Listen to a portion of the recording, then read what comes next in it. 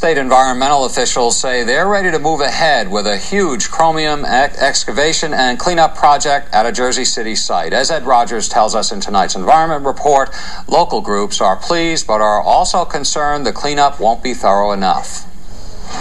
As part of a court report released last week, the state DEP and Jersey City have secured a commitment from PPG Industries to excavate and remove more than 700,000 tons of chromium waste and contaminated soil from the company's former site in Jersey City.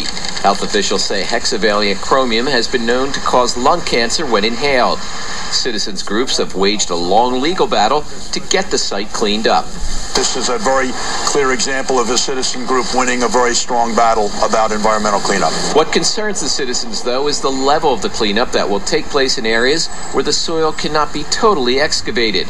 They worry that the state's current 20 parts per million standard for chromium in soil is too weak.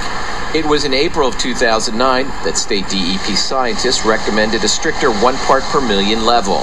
We've been pushing DEP for the last 3 years to adopt a cleanup standard that protects public health.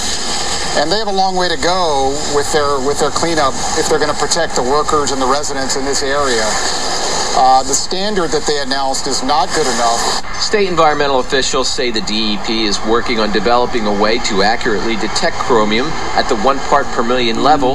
The DEP says PPG is also committed to cleaning up contaminated groundwater. Underneath here, there's essentially a chromium-contaminated lake with really high levels of contamination that spreads chromium throughout the area, and that has to be remediated as well. Meanwhile, the State Department of Health says they have found no evidence that residents living near chromium-contaminated sites in Jersey City in a 27-year period were at an increased risk of stomach, mouth, and throat cancer.